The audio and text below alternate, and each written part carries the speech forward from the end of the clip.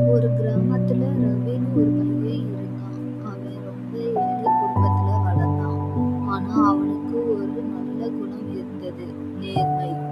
ஒரு நாள் ஸ்கூல் முடிச்சுட்டு வீட்டுக்கு நடந்து போயிட்டு இருக்கும்போது ரோட்ல ஒரு பர்ஸ் கிடைச்சிச்சு. அந்த பர்ஸ்ல 10,000 rupees இருந்தது. ரவிக்கு அந்த பணம் ரொம்ப தேவை. அவனோட அம்மா உடம்பு சரியில்லாம இருந்தாங்க. ஆனா ரவி அந்த பணத்தை எடுக்காம பர்ஸ்ல இருந்த ஐடி கார்டை பார்த்து அதுல ஒரு பெரிய பிசினஸ் மேனோட அட்ரஸ் இருந்தது. மறுநாள் ரவி அந்த அட்ரஸ்க்கு போய் பர்ஸை கொடுத்தான். பிசினஸ் மேன் ரொம்ப சந்தோஷப்பட்டார்.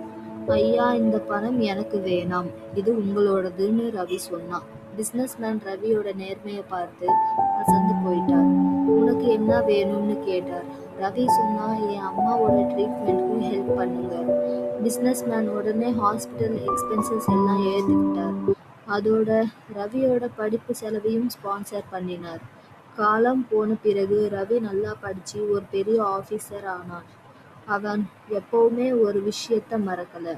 நேர்மை கொஞ்சம் கஷ்டம் கொடுக்கலாம், ஆனா கடைசியில அதுதான் நம்ம வாழ்க்கைய மாத்தும்.